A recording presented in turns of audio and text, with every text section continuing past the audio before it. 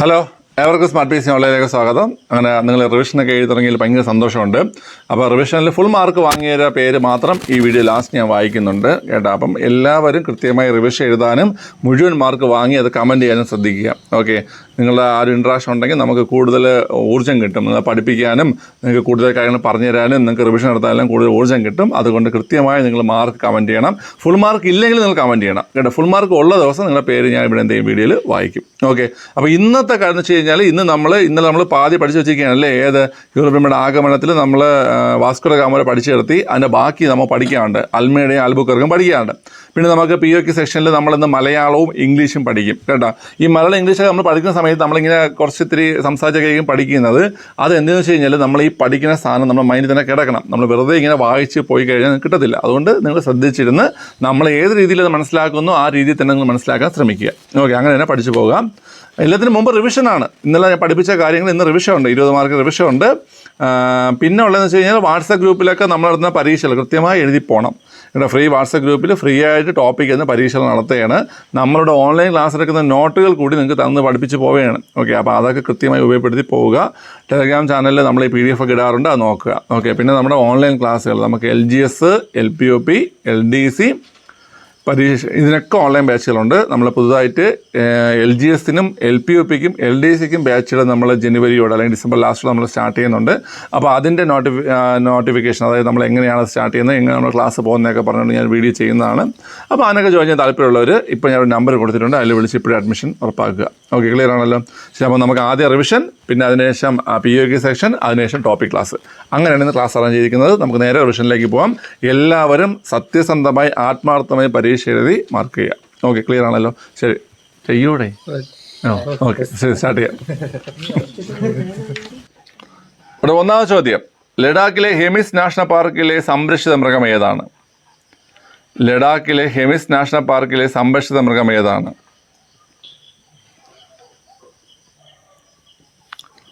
രണ്ടാം ചോദ്യം, ഗുജറാത്തിലെ വേലവദാർ ദേശീയോദ്യാനത്തിൽ സംരക്ഷിക്കപ്പെടുന്ന മൃഗം ഏത്?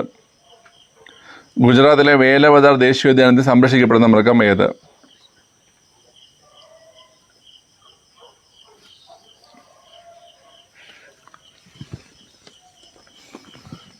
സാൾട്ട് വാട്ടർ ക്രൊക്കഡൈൽ സംരക്ഷിത ദേശീയോദ്യാനം ഏതാണ്? ഏത് സംസ്ഥാനത്താണ്? സാൾട്ട് വാട്ടർ ക്രൊക്കഡൈൽ സംരക്ഷിത ദേശീയോദ്യാനം ഏതാണ്? ഏത് സംസ്ഥാനത്താണ്?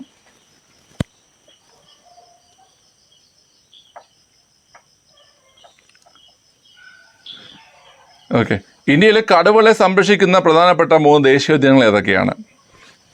ഇന്ത്യയിൽ കടുവകളെ സംരക്ഷിക്കുന്ന പ്രധാനപ്പെട്ട 3 ദേശീയോദ്യാനങ്ങൾ ഏതൊക്കെയാണ്?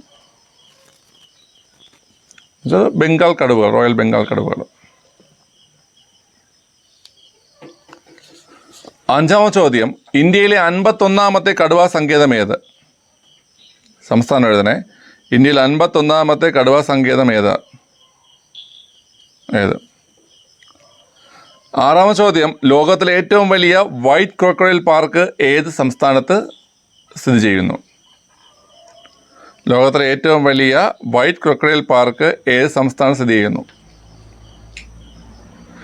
ഏഴാമത്തെ ചോദ്യം, 2021 ജനുവരിയിൽ കേന്ദ്ര സർക്കാർ പരിസ്ഥിതി ദുർബല മേഖലയെ പ്രഖ്യാപിച്ച കേരളത്തിലെ ദേശീയോദ്യാനം ഏതാണ്? 2021 ജനുവരിയിൽ കേന്ദ്ര സർക്കാർ പരിസ്ഥിതി ലോല മേഖലയെ പ്രഖ്യാപിച്ച കേരളത്തിലെ ദേശീയോദ്യാനം ഏതാണ്?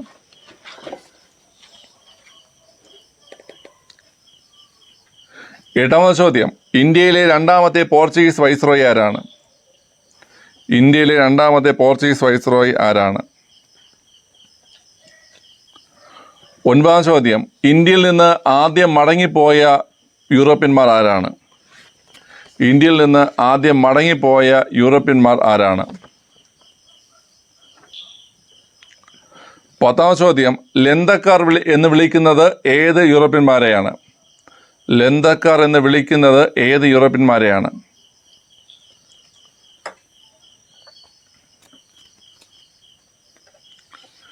പോർച്ചുഗീസുകാർ കേരളത്തിലെത്തിയത് ഏത് വഴിയിലൂടെയാണ്? പോർച്ചുഗീസുകാർ കേരളത്തിലെത്തിയത് ഏത് വഴിയിലൂടെയാണ്?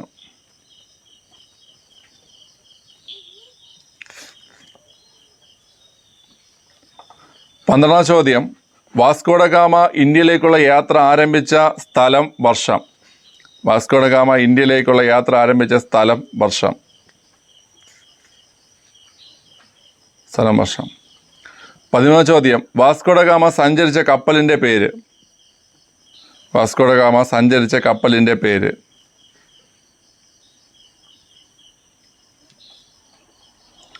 വാസ്കോ ഡ ഗാമയ്ക്ക് ഡോം പദവി നൽകിയത് ആരാണ്? വാസ്കോ ഡ ഗാമയ്ക്ക് ഡോം പദവി നൽകിയത് ആരാണ്? 15 ചോദ്യം. വാസ്കോ ഡ ഗാമയുടെ ആഗമനത്തെ ഏഷ്യയുടെ ചരിത്രത്തിലെ വാസ്കോ ഡ ഗാമ യുഗത്തിന് തുടക്കമെന്ന് അഭിപ്രായപ്പെട്ടത് ആരാണ്? വാസ്കോ ഡ ഗാമയുടെ ആഗമനത്തെ ഏഷ്യയുടെ ചരിത്രത്തിലെ വാസ്കോ ഡ ഗാമ യുഗത്തിൻ്റെ തുടക്കമെന്ന് അഭിപ്രായപ്പെട്ടത് ആരാണ്?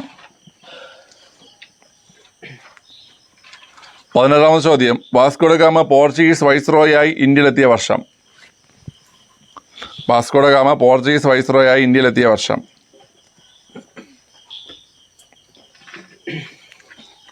17 ചോദ്യം. വാസ്കോ ഡ ഗാമയുടെ ഭൗതിക ശരീരം കൊച്ചിയിൽ നിന്ന് പോർച്ചുഗീസിലേക്ക് കൊണ്ടുപോയ വർഷം. വാസ്കോ ഡ ഗാമയുടെ ഭൗതിക ശരീരം കൊച്ചിയിൽ നിന്ന് പോർച്ചുഗീസിലേക്ക് കൊണ്ടുപോയ വർഷം. 18 ചോദ്യം. വാസ്കോ ഡ ഗാമയുടെ ഭൗതിക ശരീരം അടക്കം ചെയ്ത പോർച്ചുഗലിലെ പള്ളി ഏതാണ്? വാസ്കോ ഡ ഗാമയുടെ ഭൗതിക ശരീരം അടക്കം ചെയ്ത പോർച്ചുഗലിലെ പള്ളി ഏതാണ്?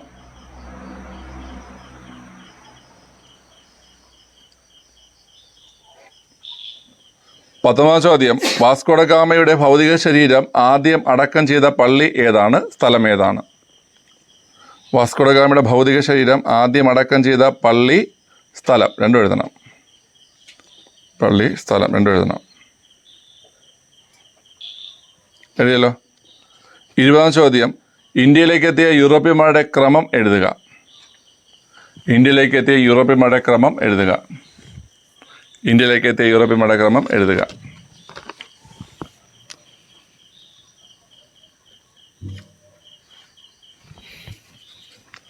അവിടെ പേപ്പറുകൾ അങ്ങോട്ടും പാസ് ചെയ്തേ. സ്വന്തം പേപ്പർ കയ്യിലാത്ത പാസ് ചെയ്തേ എല്ലാവരും. വിഷ്ണു കുറേ വിഷ്ണു.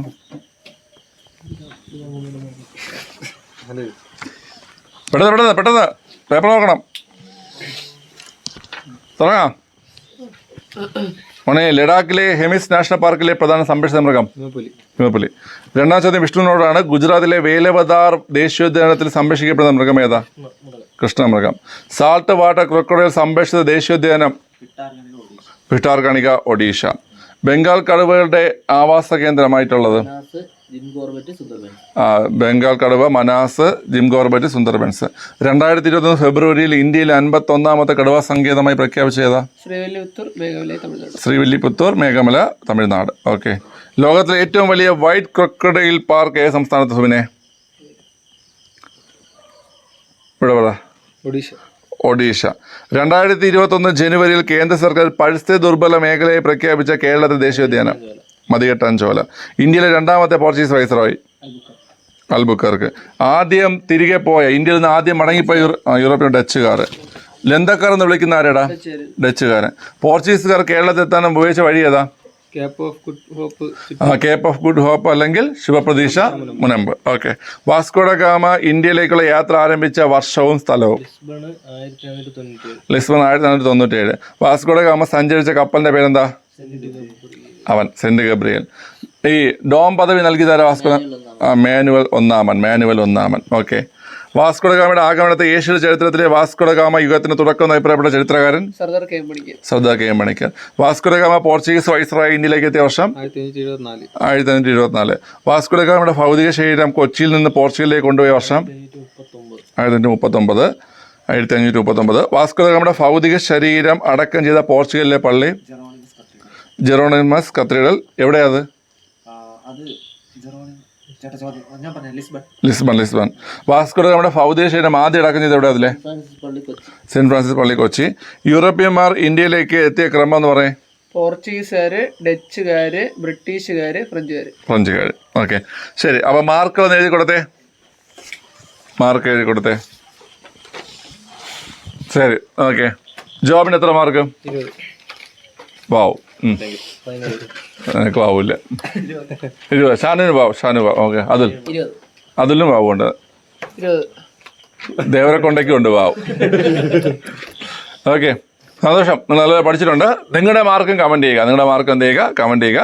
കഴിഞ്ഞ പരീക്ഷയ്ക്ക് ഫുൾ മാർക്കുള്ള ആൾക്കാരുടെ പേര് ഞാൻ വീഡിയോ ലാസ്റ്റ് ഞാൻ വായിക്കുന്നുണ്ട് കേട്ടോ. ഓക്കെ, കൃത്യമായി സത്യസന്ധമായി കമൻറ്റ് ചെയ്യുക. എത്ര മാർക്കുണ്ടെങ്കിലും കമൻറ്റ് ചെയ്യുക നിങ്ങൾ കേട്ടോ. അതിൽ 20 മാർക്കിലേക്ക് എത്താൻ ശ്രമിക്കുക. 20 മാർക്കുള്ള പേര് നമ്മൾ വായിക്കും. മുമ്പ് നമ്മൾ റിവിഷൻ നടത്തിയ സമയത്ത് 200 പേരൊക്കെ നമ്മൾ വായിച്ചിട്ടുണ്ട് കേട്ടോ.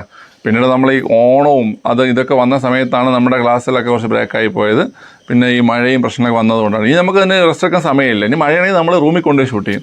കാരണം LDC പരീക്ഷ വരെ നമ്മൾ റെസ്റ്റ് ഇല്ലാതെ എന്തെങ്കിലും ക്ലാസ്സുകൾ മുന്നോട്ട് കൊണ്ടുപോകും കേട്ടോ. അത് നിങ്ങൾക്ക് വേണ്ടി തന്നെയാണ് കേട്ടോ. നിങ്ങൾക്കും പിന്നെ ഈ സ്ഥാപനത്തിൽ വിശ്വസിച്ച് പഠിക്കുന്ന കുറേ കുട്ടികളുണ്ട് കേട്ടോ. അവർക്കൊക്കെ വേണ്ടിയിട്ടാണ്. ഞാൻ നമുക്ക് പറഞ്ഞില്ല, ഫസ്റ്റ് വീഡിയോ ഞാൻ പറഞ്ഞിട്ടുണ്ട്, എൻ്റെ ഒരു ലക്ഷ്യമാണ് ഈ LDCയിൽ റിസൾട്ട് ഉണ്ടാക്കിയെടുക്കുക എന്ന് പറയുന്നത്. ഓക്കെ, കുറേ പാവപ്പെട്ട കുട്ടികളുണ്ട്, നമ്മളെ പ്രതീക്ഷിക്കുന്ന കുറേ കുട്ടികളുണ്ട്. അപ്പോൾ അതുകൊണ്ട് നമ്മൾ മുന്നോട്ട് പോകും. പിന്നെ നമ്മുടെ വാട്സപ്പ് ഗ്രൂപ്പിലൊക്കെ ജോയിൻ ചെയ്യാനുള്ളവർ വാട്സപ്പ് ഗ്രൂപ്പിൽ ജോയിൻ ചെയ്തിട്ട് എന്ത് ചെയ്യുക, ഡെയിലി നമ്മൾ പരീക്ഷയും റിവിഷനും മോഡൽ ക്വസ്റ്റ്യനും POയ്ക്കും എല്ലാം നടത്തുന്നുണ്ട്. അതെല്ലാം ചെയ്യുക. ഓക്കെ, ക്ലിയർ ആണല്ലോ? ശരി, അപ്പോൾ നമുക്ക് നേരെ ഇന്നത്തെ ക്ലാസ്സുകളിലേക്ക് പോവാം.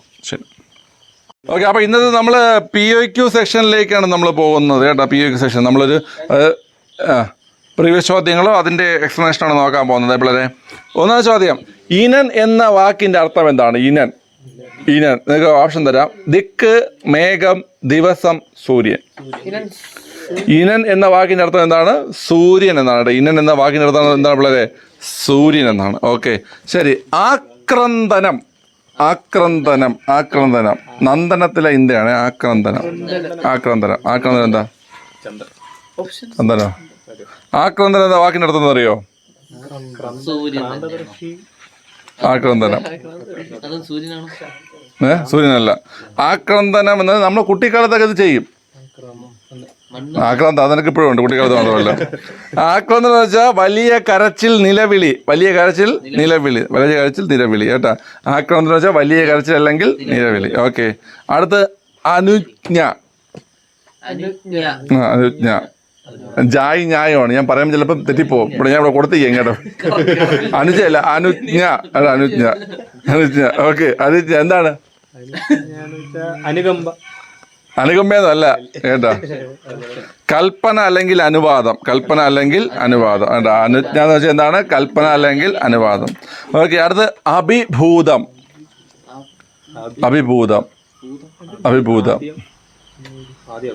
നമ്മൾ പറയും നീ ഒരു ഇതാണെന്ന് പറയാറുണ്ട്. നീ ഒരു സമ്പൂർണ്ണ അതാണെന്ന് പറയാറുണ്ട്. പരാജയം കേട്ടോ. ശാനം കയറി പിടിച്ചേണ്ട. ഓക്കെ, അഭിഭൂതം എന്ന് പറഞ്ഞാൽ എന്താണ്? അഭിഭൂതം, പരാജയം, പരിഭവം. അഭിഭൂതം എന്താണ്? പരാജയം, പരിഭവം. ഇത് ഞാൻ ചോദിക്കാൻ പറഞ്ഞോണം കേട്ടോ.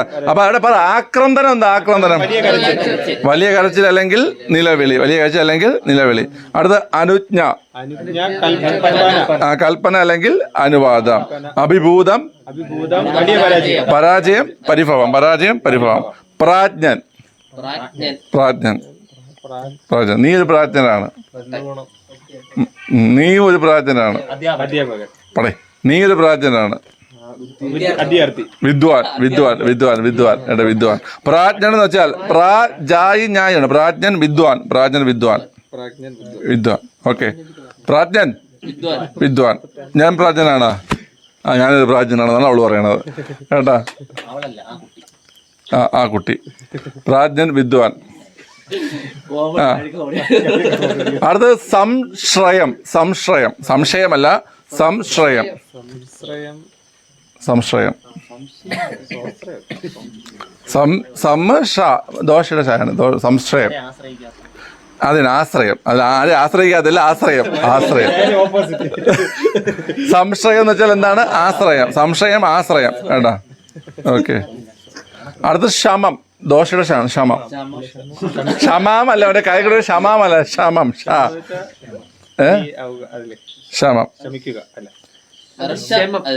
ശമം എന്ന് വെച്ചാൽ സമാധാനം. ക്ഷമം എന്ന് വെച്ചാൽ സമാധാനം. ക്ഷമം എന്ന് വെച്ചാൽ സമാധാനം. ഓക്കെ, അടുത്ത് രോഹിതം. ചുവപ്പ് കളറാണ്. കുങ്കുമം. അതിലൂപി റാങ്ക് മേക്കിംഗ് ക്വസ്റ്റ്യൻ. രോഹിതം കുങ്കുമം. രോഹിതം വെച്ചാൽ എന്താണ്ടാ? കുങ്കുമം. രോഹിതം കുങ്കുമം. രോഹിതം കുങ്കുമം. ഓക്കെ. തളിമം. തളിമം നമ്മളെല്ലാവരും ഉപയോഗിക്കുന്ന ഒരു സാധനമാണ്. ഇപ്പം പക്ഷെ നമ്മൾ ഉപയോഗിക്കുന്നില്ല. പക്ഷെ നമ്മൾ എല്ലാ ദിവസവും മസ്റ്റായിട്ട് ഇത് ഉപയോഗിക്കുക. എനിക്കൊണ്ട് നമ്മൾ ഏറ്റവും കൂടുതൽ സമയം ഉപയോഗിക്കുന്നതാണ് സോപ്പാ. സോപ്പ് വെച്ചിട്ട് നീ എന്തിനാ ഏറ്റവും കൂടുതൽ സമയം? നിനക്ക് വല്ല ചെറിയ കാലമുണ്ട് ഏറ്റവും പക്ഷെ ഈ ഉപയോഗിക്കുന്ന കൂടുതൽ സമയവും നമ്മൾ അറിയുന്നില്ല നമ്മളത് ഉപയോഗിക്കുന്നത്. കട്ടിലടേ കട്ടില് പോയിണ്ടേ. തളിമം നമ്മുടെ കട്ടില് നമ്മളൊരു ഏകദേശം ഒരു 6 മുതൽ 8 മണിക്കൂർ നമ്മൾ ഉപയോഗിക്കുന്ന കട്ടിലാണ് അല്ലേ? കട്ടിൽ ഉപയോഗിക്കുന്ന നമ്മൾ ഏകദേശം ഒരു 6 മണിക്കൂർ 8 മണിക്കൂർ വെച്ചാൽ നമ്മളതിൽ 6 മണിക്കൂർ കൂടുതൽ നമ്മൾ ഉറങ്ങിയിരിക്കും. നമ്മൾ അറിയുന്നുണ്ടോ അത്? ഇല്ല. ഞാൻ പറഞ്ഞ ക്ലൂല്ലാം കട്ടില്ലായിരുന്നു, നിങ്ങൾ പിടിക്കാതെയല്ലേ? ഓക്കെ. അപ്പൊ തളിമം കട്ടിൽ. തളിമം കട്ടിൽ. ഓക്കെ. അടുത്ത വൃഷ്ടി. വൃഷ്ടി ഇന്നലെ പഠിപ്പിച്ചല്ലോ. സംഭാവന വൃഷ്ടി, ശൈലവൃഷ്ടി, ചക്രവാത വൃഷ്ടി. ഓർമ്മയുണ്ടല്ലോ? ഓക്കെ. അപ്പൊ വൃഷ്ടി മഴ. വൃഷ്ടി മഴ. ഓക്കെ. അടുത്ത് പക്ഷ്മം. പക്ഷ്മം. പക്ഷ്മം അത് ദർശനം പാ. പക്ഷ്മത്തിന് ആദേശം പാലന്റെ വാവരോടെ. പക്ഷ്മം. ഉത്തരത്തിന് ആദേശരോ കാ. കഷ്ടപ്പാട് നമുക്ക് എല്ലാവർക്കും ഉണ്ട്. നമ്മളെല്ലാവരും ഉപയോഗിച്ചോണ്ടിരിക്കുകയാണ്. ഇത്രയും പൂർണ്ണമാണ്. കൺപീലി അല്ല, കൺപീലിയാണ്. കൺപീലിയാണ്. കൺപീലിയാണ്. പക്ഷ്മം എന്ന് വെച്ചാൽ കൺപീലിയുടെ കൺപീലി. കൺപീലി. ഓക്കെ. പക്ഷ്മം എന്ന് വെച്ചാൽ കൺപീലി. പറയടാ. ഇല്ല, ഞാൻ വരട്ടെ ആദ്യം. ആക്രന്ദനം. എന്താണ് ആക്രന്ദനം? വലിയ കരച്ചിൽ, നിലവിളി. അനുജ്ഞ, കൽപ്പന, അനുവാദം. അഭിഭൂതം, പരാജയം, പരിഭവം. പ്രാജ്ഞൻ, വിദ്വാൻ. ഓക്കെ. സംശ്രയം, ആശ്രയം. ശമം, ശമമായി എന്നൊക്കെ പറയും. ശമം എന്താണ്? സമാധാനം. രോഹിതം, കുങ്കുമം. തളിമം, തളിമം കട്ടിൽ. വൃഷ്ടി, വൃഷ്ടി മഴ. പക്ഷ്മം, പക്ഷ്മം കൺപീലി. പക്ഷ്മം എന്താണ്? കൺപീലി. ഓക്കെ. ചോദിക്കണ്ടേ? ചോദിക്കാം. തുടങ്ങാം. ഓക്കെ. ശരി. ഏറ്റവും വലിയ കോശം ഏതാ? അണ്ഡം. ഏറ്റവും ചെറിയ കോശം ഏതാ? ഏറ്റവും നീളം കൂടിയ കോശം ഏതാ? നാഡീകോശം. ഓക്കെ. ശമം എന്ന് വെച്ചാൽ എന്താ? രോഹിതം എന്താ? കുങ്കുമം. ഓക്കെ. തളിമം എന്താ? കട്ടിൽ. വൃഷ്ടി എന്താ? മഴ. പക്ഷ്മം എന്താ? കൺപീലി. ആക്രന്ദനം, വലിയ കരച്ചിൽ, നിലവിളി. ഓക്കെ. എടാ അനുജ്ഞ പറ. കൽപ്പന, അനുവാദം. ഓക്കെ. എൻ്റെ കണ്ണിലോട്ട് നോക്കണം, ബുക്കിൽ നോക്കരുത്. അഭിഭൂതം, പരിഭവം അല്ലെങ്കിൽ പരാജയം. ഓക്കെ. ഓക്കെ. എടാ അനുജ്ഞ പറഞ്ഞല്ലേ നമ്മള്? പ്രാജ്ഞൻ പറ. ഷാനു. പ്രാജ്ഞൻ, വിദ്വാൻ. നീ ഒരു പ്രാജ്ഞനാണ്, വിദ്വാൻ. ചോദ്യം. ഫാഗിനേയൻ. ഫാഗിനേയൻ സ്ത്രീലിംഗം. ഭാഗിനേയി. ഭാഗിനേയന്റെ സ്ത്രീലിംഗമാണ് ഭാഗിനേയി. ഭാഗിനേയി. ഭാഗിനേയി. ഭാഗിനേയി. ഓക്കെ. എംബ്രാൻ. എംബ്രിയ. എംബ്രാട്ടി. എംബ്രാൻ, എംബ്രാട്ടി. എംബ്രാൻ, എംബ്രാട്ടി. ഓക്കെ. തരകൻ. തരകൻ, തരകസ്യാർ. തരകൻ, തരകസ്യാർ. തരുണൻ. തരുണൻ, തരുണി. ഓക്കെ. ഭിക്ഷു, ഭിക്ഷുകി. ഭിക്ഷു, ഭിക്ഷുകി. രചയിതാവ്, രചയിത്രി. രചയിതാവ്, രചയിത്രി. രചയിത്രി, രചയിത്രി.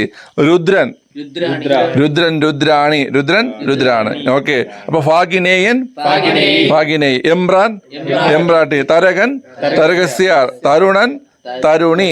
ഭിക്ഷു, ഭിക്ഷുകി. രചയിതാവ്, രചയിത്രി. രുദ്രൻ, രുദ്രാണി. ഒറ്റ ശ്വാസത്തിൽ പറയാൻ പറ്റുമോ? ഞാൻ ചോദിക്കും. ഞാൻ ഫാസ്റ്റായിട്ട് ചോദിക്കാൻ അനുസരിച്ച് തിരിച്ച് പറയാൻ പറ്റണം. ഓക്കെ. നമുക്ക് രണ്ടുപേർക്ക് അവസരം. ആദ്യം അതിലുപയാണ് ശ്രമിക്കുന്നത്. ഓക്കെ. ശരി. ഇവിടെ ഫാഗിനേയൻ, എംബ്രാൻ, തരകൻ. പോയി. തെറ്റി. അവിടെ തെറ്റി. ഓക്കെ. ശരി. അടുത്ത് ശ്രമിക്കുന്ന ഷാനു ആണ്. ഓക്കെ. ഫാഗിനേയൻ. ഓക്കെ. എംബ്രാൻ, തരകൻ. പോയി. ഓക്കെ. അവിടെ ജോബിൻ. ഓക്കെ. ഫാഗിനേയൻ, ഫാഗിനേയി, ഓക്കെ. എംബ്രാൻ, എംബ്രാട്ടി, തരകൻ, തരകസ്യാർ, തരുണൻ, തരുണി, ഫിക്ഷു, ഭിക്ഷുവി, രചയിതാവ്, രചയിത്രി, Rudran, Rudrani.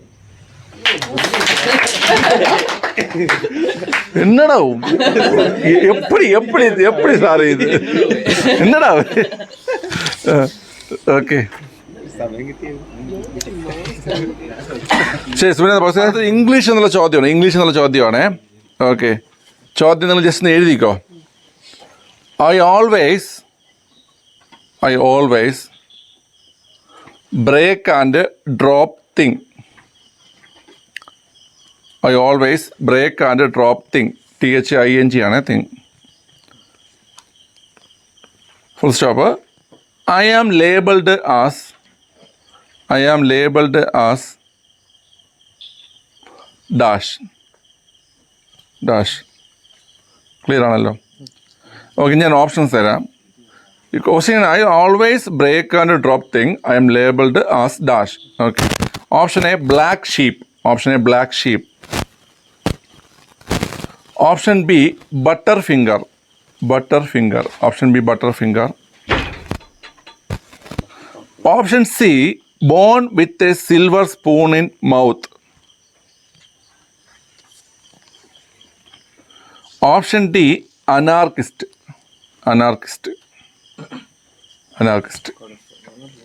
I always break and drop thing. I am labeled as option A, black sheep, butterfinger, born with a silver spoon in mouth, anarchist. എന്താണ് ആൻസർ? ബട്ടർഫ്ലൈ ഇല്ലല്ലോ ഇവിടെ. ബട്ടർഫ്ലൈ പഠിപ്പിക്കാം. B for butterfly, C for cat, ബട്ടർഫിംഗർ. ഇതിന്റെ answer ബട്ടർഫിംഗർ ആണ് കേട്ടോ. ബട്ടർഫിംഗർ എന്താണ് ചോദിച്ചത്? ബട്ടർഫിംഗർ ചോദിക്കണേ. A person who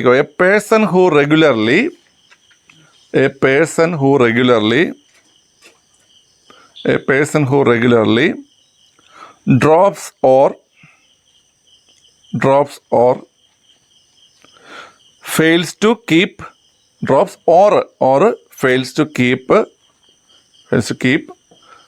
hold of things. A person who regularly drops or fails to keep hold of things. മനസ്സിലായ എന്താണെന്ന്? അതായത് പിടിക്കേണ്ട കാര്യങ്ങൾ, നമ്മൾ സൂക്ഷിക്കേണ്ട കാര്യങ്ങൾ നഷ്ടപ്പെടുത്തി കളയുന്ന ഒരാൾ. മനസ്സിലായി? അതിന് നമ്മൾ ബട്ടർ ഫിംഗർ എന്ന് പറയുന്നത്. അനാവശ്യമായ അവസ്ഥകൾ പാഴാക്കുന്ന ആളെ നമ്മൾ എന്തെന്ന് പറയും? ബട്ടർ ഫിംഗർ എന്ന് പറയും. മനസ്സിലായ? ക്ലിയർ ആണ്? അതായത് എന്താണ് നമ്മൾ സൂക്ഷിക്കേണ്ട കാര്യങ്ങൾ, അല്ലെങ്കിൽ നമ്മൾ നേടിയേക്കേണ്ട കാര്യങ്ങളൊക്കെ തട്ടിക്കളയുന്ന ആൾക്കാരെയാണ് നമ്മളെന്ന് പറയുന്നത് ബട്ടർ ഫിംഗർ എന്ന് പറയുന്നത്. മനസ്സിലായ? ഓക്കെ, അതായത് അനാവശ്യമായ അവസ്ഥകൾ പാഴാക്കുന്നവരെ എന്തെന്ന് പറയും? ബട്ടർ ഫിംഗർ എന്ന് പറയും. ഓക്കെ, അടുത്തത് Fabian policy. Fabian policy, FABIAN, Fabian policy.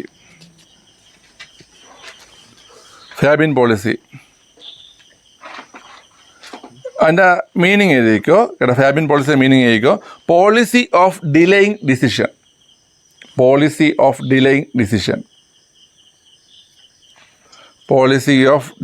Decision.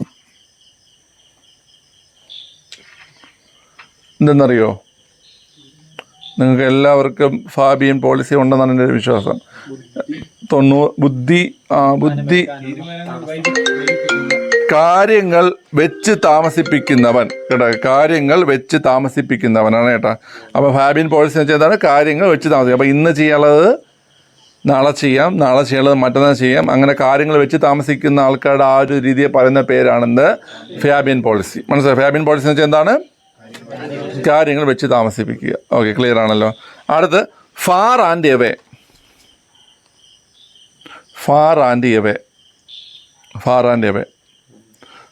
അറിയോ? അതിൻ്റെ beyond any comparison. Beyond any comparison. Far and away എന്ന് വെച്ച് കഴിഞ്ഞാൽ ബിയോണ്ട് എനി കമ്പാരിസൺ എന്ന് വെച്ചാൽ എന്താണ്? എൻ്റെ മലയാളം മീനിങ് എന്താ? താരതമ്യം ചെയ്യാൻ കഴിയാത്തത്. അപ്പോൾ ഫാർ ആൻഡ് എവേ എന്ന് വെച്ച് കഴിഞ്ഞാൽ അതിൻ്റെ മീനിങ് ആണ് ബിയോണ്ട് എനി കമ്പാരിസൺ. അതായത് താരതമ്യം ചെയ്യാൻ കഴിയാത്തത്. ഞാൻ ചോദിക്കും ഇതൊക്കെ. ഓക്കെ, ക്ലിയർ ആണല്ലോ. അപ്പോൾ ഫാബിയൻ പോളിസി എന്ന് വെച്ചാൽ പോളിസി ഓഫ് ഡിലേയിങ്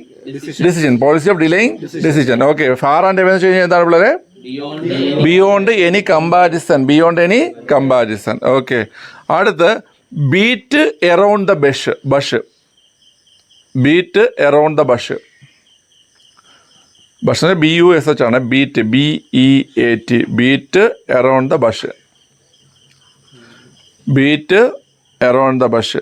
എന്താണ് ബീറ്റ് എറൗണ്ട് ദ ബഷ്?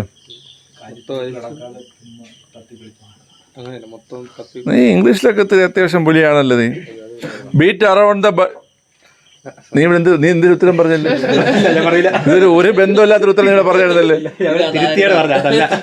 ഇത് റെക്കോർഡായിട്ടുണ്ട്. എന്തായാലും വീഡിയോ കാണുമ്പോൾ ഞാൻ കേട്ടോ എന്തോ പറഞ്ഞ ഉത്തരം ഞാൻ. പക്ഷെ അവൻ പറഞ്ഞ ഉത്തരത്തിൽ ഞാൻ അവനങ്ങ് നോക്കിക്കൊണ്ടിരുന്ന സമയത്ത് എന്തോ മുട്ടത്തരം പറഞ്ഞായിരുന്നു.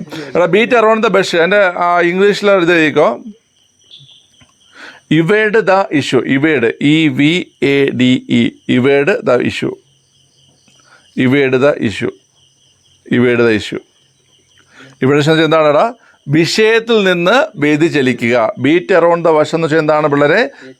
ഇവേഡ് ദ ഇഷ്യൂ എന്ന് വെച്ചാൽ വിഷയത്തിൽ നിന്ന് വ്യതിചലിക്കുക, വിഷയത്തിൽ നിന്ന് വ്യതിചലിക്കുക. ക്ലിയർ ആണല്ലോ? ക്ലിയർ അല്ലേ? വിഷയത്തിൽ നിന്ന് വ്യതിചലിക്കുക. ഓക്കെ, ഇംഗ്ലീഷ് ഇത്തിരി പാടാണല്ലേ, അതാണ് പഠിപ്പിക്കുന്നത്. അപ്പം ഫാബിയൻ പോളിസി നീ മലയാളത്തിൻ്റെ മീനിങ് പറയാം. ഫാബിയൻ പോളിസി എന്താണ്? ഇപ്പം നിൻ്റെ അടുത്ത് ഒരാൾ ഒരു പോളിസി എടുക്കുമെന്ന് ചോദിക്കുകയാണ്. അപ്പം നീ പറയും ഞാൻ പിന്നെ എടുക്കാം എന്ന് വെച്ചാൽ നീ എന്ത് ചെയ്യും? വെച്ച് താമസിപ്പിക്കത്തില്ലേ? അപ്പോൾ ഫാബിയൻ പോളിസി കാര്യങ്ങൾ വെച്ച് താമസിപ്പിക്കുന്നവൻ. ഓക്കെ, ഫാർ ആൻഡ് എവേ എന്ന് വെച്ചാൽ എന്താണ്? ഫാർ ആൻഡ് എവേ എന്ന് വെച്ചാൽ ദൂരെയുള്ള കാര്യങ്ങൾ അല്ലേ? ദൂരെയുള്ള കാര്യങ്ങൾ, അതായത് താരതമ്യം ചെയ്യാൻ കഴിയാത്തത്. ഫാർ ആൻഡ് എവേ എന്ന് വെച്ചാൽ എന്താണ്? താരതമ്യം കഴിയാത്തത്. ഓക്കെ, അടുത്ത് ബീറ്റ് അറൗണ്ട് ദ ഭാഷ എന്ന് വെച്ചാൽ എന്താണ്? വിഷയത്തിൽ നിന്ന് വ്യതിചലിക്കുക, വിഷയത്തിൽ നിന്ന് വ്യതിചലിക്കുക. ഓക്കെ, അടുത്ത് blackguards, blackguards, blackguard GUARDS, blackguards, blackguards. Blackguards എന്നറിയാവോ? Blackguards ruffians, ruffians, ruffians. Ruffians എന്ന് വെച്ച് കഴിഞ്ഞാൽ സ്പെല്ലിങ് RUFFIANS. എന്താടാ കറക്റ്റ്? റഫൈൻസ്, റഫൈൻസ് എന്താണെന്ന് വെച്ചാൽ എന്താണെന്നറിയോ? ബ്ലാക്ക് ഗാർഡ്സ് അല്ലെങ്കിൽ റഫൈൻസ് എന്ന് വെച്ച് കഴിഞ്ഞാൽ ഈ ബ്ലാക്ക് ഡ്രസ്സൊക്കെ ഇട്ടുകൊണ്ട് വരുന്ന ആൾക്കാർ അക്രമികളായിരിക്കത്തില്ലേ? അക്രമികൾ കേട്ടോ. റഫൈൻസ് എന്ന് വെച്ചാൽ എന്താണ് വളരെ അക്രമികൾ കേട്ടോ. റഫൈൻസ് എന്ന് വെച്ചാൽ എന്താണ്? അക്രമികൾ കേട്ടോ. അപ്പോൾ ബ്ലാക്ക് ഗാർഡ്സ് എന്ന് വെച്ച് കഴിഞ്ഞാൽ അക്രമികൾ കേട്ടോ. ബ്ലാക്ക് ഗാർഡ്സ് എന്ന് വെച്ചാൽ പറയടാ എന്താടാ അക്രമികൾ. Black guards, blackguards, black cat അല്ല, ബ്ലാക്ക് ഗാർഡ്സ് എന്താണ്? റഫൈൻസ് അല്ലെങ്കിൽ അക്രമികൾ, അക്രമികൾ. ഓക്കെ, ക്ലിയർ ആണ്? ശരി, സമയമായില്ലടാ. ഓക്കെ, അപ്പോൾ അത് അത്ര നമുക്കൊന്ന് പറഞ്ഞു നോക്കിയിട്ട് നമുക്ക് ഈ സെക്ഷൻ വൈൻഡപ്പ് ചെയ്യാവേ. ശരി, നമ്മൾ ആദ്യം പറഞ്ഞ എന്തായിരുന്നു? Butter finger. ബട്ടർ ഫിംഗർ വെച്ചാൽ എന്താണ്? അനാവശ്യമായിട്ട് അവസരങ്ങൾ പാഴാക്കുന്ന ആളെ പറയുന്ന പേരാണ് എന്ത്? Butter finger. A person who regularly drops or fails to keep hold of things. Okay, അടുത്ത് നമ്മൾ പറഞ്ഞത് ഫാബിയൻ പോളിസി. എന്താണ്? Policy of delaying decision, policy of delaying decision. അതായത് എന്ന് വെച്ചാൽ എന്താണ്? കാര്യങ്ങൾ വെച്ച് താമസിപ്പിക്കുന്നവൻ. ഫാർ ആൻഡ് എവേ എന്ന് വെച്ചാൽ ബിയോണ്ട് എനി കമ്പാരിസൺ, താരതമ്യം ചെയ്യാൻ കഴിയാത്തത്. അടുത്ത ബീറ്റ് അറൗണ്ട് ദ ബഷ് എന്ന് വെച്ചാൽ എന്താണ്? Evade the issue, evade the issue എന്ന് വെച്ചാൽ എന്താണ്? വിഷയത്തിൽ നിന്ന് വ്യതിചലിക്കുക. അടുത്ത ബ്ലാക്ക് ഗാർഡ്സ് എന്ന് വെച്ചാൽ റഫൈൻസ്, റഫൈൻസ് എന്താണ്? അക്രമികൾ. റഫൈൻസ് വെച്ചാൽ എന്താണ് പിള്ളേരെ? അക്രമികൾ. പഠിച്ചാടാ? ക്ലിയർ ആണല്ലോ? ശരി, അപ്പോൾ അതും കൂടെ ഒന്ന് ചോദിച്ചിട്ട് നമുക്ക് അടുത്ത സെക്ഷനിലേക്ക് പോവാം. ഓക്കെ, ശരി. സുമിന ബോസിലെ മോനെ പറ, ബട്ടർ ഫിംഗർ എന്ന് വെച്ചാൽ എന്താണ്? കാര്യങ്ങൾ വെച്ച് താമസിക്കുന്ന, കാര്യങ്ങൾ വെച്ച് താമസിക്കുന്നത്. കറക്റ്റാണ്. ബട്ടർ ഫിംഗർ എന്ന് പറഞ്ഞാൽ കൈ ചോർന്ന് പോകുന്ന ഒരവസ്ഥകൾ, ചോർന്ന് പോകും. ഫിംഗർ വിരൽ ചോർന്ന് പോകുന്നു, ഓട്ടക്കൈ, അവസരങ്ങൾ നഷ്ടപ്പെടുത്തുന്നത്. ഓ, പറഞ്ഞ പക്ക ഉത്തരം. ഇത് ഉറപ്പിച്ച് അങ്ങനെ എൻ്റെ മുഖത്തെ എക്സ്പ്രഷൻ കണ്ടു കഴിഞ്ഞാൽ. ഫാബിയൻ പോളിസി വെച്ചാൽ എന്താണ്? അവസരം കളയുന്നത്. പോളിസി ഓഫ് ഡിലേയിങ് ഡിസിഷൻ, അതായത് കാര്യങ്ങൾ വെച്ച് താമസിപ്പിക്കുന്നവൻ. ഓക്കെ, ഫാർ ആൻഡ് എവേ എന്ന് വെച്ചാൽ എന്താണ്? അതെ, താരതമ്യം ചെയ്യാൻ പറ്റാത്തത്. നിങ്ങൾ ഇതിന്റെ മലയാളം മീനിങ് ഒന്ന് മനസ്സിലാക്കി വെച്ചിരുന്നാൽ മതി കേട്ടോ. അതിന്റെ അർത്ഥം എന്താണ്? നിങ്ങൾക്ക് ക്വസ്റ്റ്യൻ വായിക്കുമ്പോൾ നിങ്ങൾക്ക് കിട്ടും. ഓക്കെ, ശരി, ഇവിടെ ബീറ്റ് അറൗണ്ട് ദ ബഷ് എന്ന് വെച്ചാൽ എന്താണ്? എവിടെ ഇഷ്യൂ? വിഷു അല്ല, ഇഷ്യൂ. എവിടെ ഇഷ്യൂ? എവിടെ ഇഷ്യൂ വെച്ചാൽ എന്താണ്? വിഷയത്തിൽ നിന്ന് വ്യതിചലിക്കുക. ബ്ലാക്ക് ഗാർഡ്സ് എന്ന് വെച്ചാൽ അക്രമികൾ അല്ലെങ്കിൽ റഫൈൻസ്. ഓക്കെ, ശരി. അപ്പോൾ അത്രേ ഉള്ളൂ. ഓക്കെ, ശരി. നമുക്ക് ടോപ്പിക് ഡിസ്കസ് ചെയ്യാം. സുബിനെ, ഓക്കെ. അപ്പോൾ നമ്മൾ ഇന്നലെ ടോപ്പിക് ക്ലാസ്സിൽ എന്താ പഠിച്ചേ? യൂറോപ്യന്മാര് ആഗമനം നമ്മൾ പറഞ്ഞു. അതിൽ നമ്മൾ ആരാ? പോർച്ചുഗീസുകാരെ കുറിച്ച് പഠിച്ചു തുടങ്ങി. അതിൽ ആദ്യം ആരെ കുറിച്ച് ഡിസ്കസ് ചെയ്തു? വാസ്കോ ഡ ഗാമയെ കുറിച്ച് ഡിസ്കസ് ചെയ്തു. ഓക്കെ, വാസ്കോ ഡ ഗാമയുടെ പിൻഗാമിയായിട്ട് ഇന്ത്യയിലെത്തിയ പോർച്ചുഗീസ് നാവികനാണെന്നറിയോ? അതാണ് കബ്രാൾ. Pedro Alvares Cabral. ആരാണ്? Pedro Alvares Cabral. പോർച്ചുഗീസുകാരൻ്റെ നാവികൻ. പോർച്ചുഗീസ് നാവികനാണ് ആര്? Pedro Alvares Cabral. എന്താണ് ചോദ്യം? വാസ്കോ ഡ ഗാമയുടെ പിൻഗാമിയായിട്ട് ഇന്ത്യയിലെത്തിയ പോർച്ചുഗീസ് നാവികനാണ് ആര്? Pedro Alvares Cabral. ഓക്കെ, ഇനി അടുത്ത് നമ്മൾ പഠിക്കേണ്ടത് ഇദ്ദേഹം ഏത് വർഷം എത്തിയതാണ്? 1500. 1498 മെയ് 20 ആരാ? വാസ്കോ ഡ ഗാമ. അതിനുശേഷം രണ്ടാമതായി വന്ന വ്യക്തി പോർച്ചുഗീസ് നാവികനാണ് ആര്? Pedro Alvares Cabral. 1500. ഓക്കെ, 3 കപ്പലായിട്ടാണ് ആര് വന്നത്? വാസ്കോ ഡ ഗാമ വന്നത്. 3 കപ്പലായിട്ടാണ്. 3 കപ്പൽ ഏതൊക്കെയാണ്? 3 കപ്പൽ. അതേ വരുന്ന കപ്പൽ ഏതാ? സെന്റ് കപ്പൽ. കൂടെ കപ്പലുകൾ സെന്റ് റാഫേലും സെന്റ് ബെറിയോയും. ഓക്കെ, എന്നാൽ കബ്രാൾ വന്നത് 33 കപ്പലുകളാണ്. എത്രയാണ്? 33 കപ്പലുകളും 1500 ആളുകളും ഉണ്ടായിരുന്നു ഇയാളുടെ സംഘത്തിൽ. ഓക്കെ, ഇത് ഇത്തിരി ആപത്തായിട്ടുള്ള ഒരു യാത്രയായിരുന്നു. യാത്രയ്ക്ക് ശേഷം ഇന്ത്യയിലെത്തിയപ്പോഴും എത്ര കപ്പലേ ഉണ്ടായിരുന്നുള്ളൂ? 6 കപ്പലേ ഉണ്ട്. 30 കപ്പലാ? 6 കപ്പലേ ഉള്ളൂ. ബാക്കിയൊക്കെ എന്ത് ചെയ്തു? കൊണ്ടുപോയി. ക്ലിയർ ആണല്ലോ? ശരി. അപ്പം 33 കപ്പലുകളും 1500 ആളുകളുമായിട്ടാണ് ആര് യാത്ര ചെയ്തത്? കബ്രാൾ, അൽവാരസ് കബ്രാൾ യാത്ര ചെയ്തത്. ഇവിടെ എത്തിയപ്പോൾ എത്ര കപ്പല്? എത്ര കപ്പല്? 6 കപ്പല് കേട്ടോ. ഓക്കെ, കബ്രാളിന്റെ പ്രതിനിധിയായ ഐറസ് കൊറിയ. ആരാണ്? Aires Correia. കബ്രാളിന്റെ പ്രതിനിധിയാണ് ആര്? Aires Korea.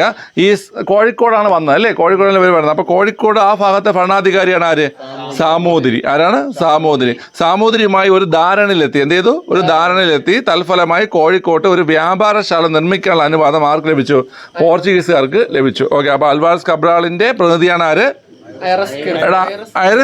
Aires Korea. ഇയാൾ എന്ത് ചെയ്തു? സാമൂതിരിയായിട്ട് ഒരു കരാറങ്ങ് ഒപ്പിട്ടു. എന്ത് ചെയ്തു? ഒരു പോർച്ചുഗീസ് ഒരു വ്യാപാരശാല നിർമ്മിക്കാനുള്ള അനുമതി നേടിയെടുത്തു. ഓക്കെ, അടുത്ത് നമ്മൾ പഠിക്കേണ്ടത് ഈ കൊച്ചി കുറെ പ്രശ്നങ്ങളൊക്കെ, അതായത് അവിടെ ഉണ്ടായിരുന്ന അറബികളും ഈ കോഴിക്കോടായിട്ട് നേരത്തെ എന്ത് ചെയ്തു? കൊച്ചിയിൽ ബന്ധമുണ്ടായിരുന്നു. ഈ അറബികളും പോർച്ചുഗീസുകാരും തമ്മിൽ എന്ത് ചെയ്തു? പ്രശ്നങ്ങൾ ഉണ്ടാവുകയും അങ്ങനെ അവിടുത്തെ ജനങ്ങൾ ഈ കബ്രാളിനെതിരെ തിരിയുകയും കബ്രാൾ പേടിച്ചോടിയോടെ പോയി കൊച്ചിയിലൊക്കെ പോവുകയൊക്കെ ചെയ്തു. മനസ്സിലായ? അവിടെ നമുക്കൊരു പോയിന്റ് പഠിക്കാനുണ്ട്. ആ പോയിന്റാണ് കൊച്ചിയിൽ പണ്ടകശാല സ്ഥാപിച്ച പോർച്ചുഗീസ് നാവികൻ ആരാണ്? അപ്പോൾ കൊച്ചിയിൽ പണ്ടകശാല അല്ലെങ്കിൽ വ്യാപാരശാല സ്ഥാപിച്ച പോർച്ചുഗീസ് നാവികനാണ് ആര്? Pedro Alvares Cabral. ആരാണ്? Pedro Alvares Cabral. അപ്പോൾ ഇത്ര മനസ്സിലായല്ലോ? എന്തൊക്കെ മനസ്സിലായി? വാസ്കോ ഡ ഗാമയുടെ പിൻഗാമിയായിട്ട് വന്ന വ്യക്തിയാണ് ആര്? Pedro Alvares Cabral. ഏത് വർഷമാവുന്നത്? 1500. 33 കപ്പൽ 1500 ആളുകളായിട്ട് പോകുന്നപ്പോൾ ഇവിടെ എത്തിയപ്പോൾ എത്ര കപ്പല്? 6 കപ്പലേ ഉണ്ടായിരുന്നുള്ളൂ. ഇയാളുടെ പ്രതിനിധിയാണ് ഐറസ് കൊറിയ. കോഴിക്കോട് സാമൂതിരിയായിട്ട് എന്ത് ചെയ്തു? ഒരു കരാർ ഏർപ്പെടുകയും എന്ത് സ്ഥാപിക്കുകയും ചെയ്തു? ഒരു വ്യാപാരശാല കോഴിക്കോട് സ്ഥാപിക്കുകയും ചെയ്തു. ക്ലിയർ ആണല്ലോ? ശരി. പിന്നെ ഇവരെന്ത് ചെയ്തു? ഈ കബ്രാളും പോർച്ചുഗീസുകാരും കോഴിക്കോടുകാരുമായിട്ട് പിണങ്ങേണ്ടി വന്നു. അവരെന്ത് ചെയ്തു? കൊച്ചിയിലേക്ക് വന്നിട്ട് കൊച്ചിയിൽ എന്ത് ചെയ്തു? ഒരു പണ്ടകശാല സ്ഥാപിച്ചു. അപ്പോൾ കൊച്ചിയിൽ പണ്ടകശാല സ്ഥാപിച്ച പോർച്ചുഗീസ് നാവികനാണ് ആര്? Pedro Alvares Cabral. ആരാണ്? Pedro Alvares Cabral. ഓക്കെ, ഇനി അടുത്ത് കബ്രാളിന് ശേഷം ജാവോ ഡ നോവ. അതാണ് ജാവോ ഡ നോവ നേതൃത്വത്തിൽ 3ാമതൊരു സംഘം വന്നു. ആദ്യം വന്ന വാസ്കോ ഡ ഗാമ, രണ്ടാമത് വന്ന ആരാണ്? കബ്രാള്, മൂന്നാമത് ജാവോ ഡ നോവ. മൂന്നാമത് പരിചരണ സംഘം ഇന്ത്യയിലെത്തുകയും കൊച്ചിയിലും കണ്ണൂരിലും കപ്പലടുപ്പിച്ച് അവർക്ക് ചരക്ക് കയറ്റുന്നതിൽ അവിടുത്തെ രാജാക്കന്മാർ എല്ലാ സഹായങ്ങളും ചെയ്തു കൊടുക്കുകയും ചെയ്തു. അത് ഓർത്തുന്ന അത് ഈ 3 ആൾക്കാരായിരിക്കും ഓർത്തണം. ആദ്യം ആരാ? വാസ്കോ ഡ ഗാമ. രണ്ടാമതാരാ? Pedro Alvares Cabral. മൂന്നാമതാരാ? Joao da Gama. ആരാണ്? Joao da Nova. ഗാമയല്ല, നോവ.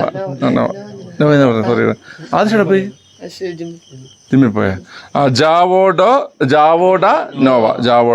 ഓക്കെ, ക്ലിയർ ആണ്. ശരി, നമുക്ക് അടുത്ത് പഠിക്കേണ്ടത് 2 പോർച്ചുഗീസ് വൈസ്രോയികളെ കുറിച്ചാണ്. നമ്മൾ ഇന്നലെ ഡിസ്കസ് ചെയ്ത ചോദ്യം തന്നെ ഓർമ്മയുണ്ടല്ലോ. എന്താണ് ചോദ്യം? രണ്ടാമത്തെ പോർച്ചുഗീസ് വൈസ്രോയി ആരാണ്?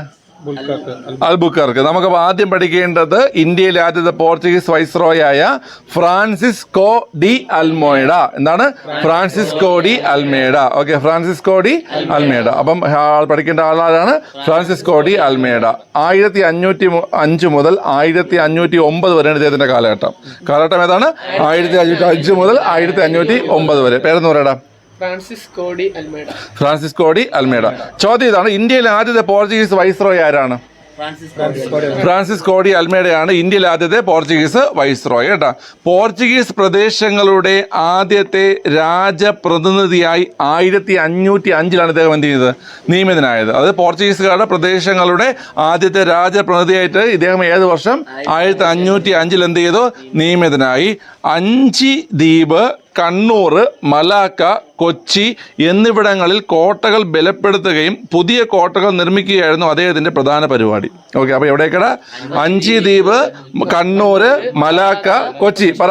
5 ദ്വീപ്, കണ്ണൂർ, മലാക്ക, കൊച്ചി ഇവിടങ്ങളെ കോട്ടകൾ ബലപ്പെടുത്തുകയും പുതിയ കോട്ടകൾ പണിയുകയായിരുന്നു ഇദ്ദേഹത്തിന്റെ പ്രധാന ലക്ഷ്യം, പ്രധാന പരിപാടി.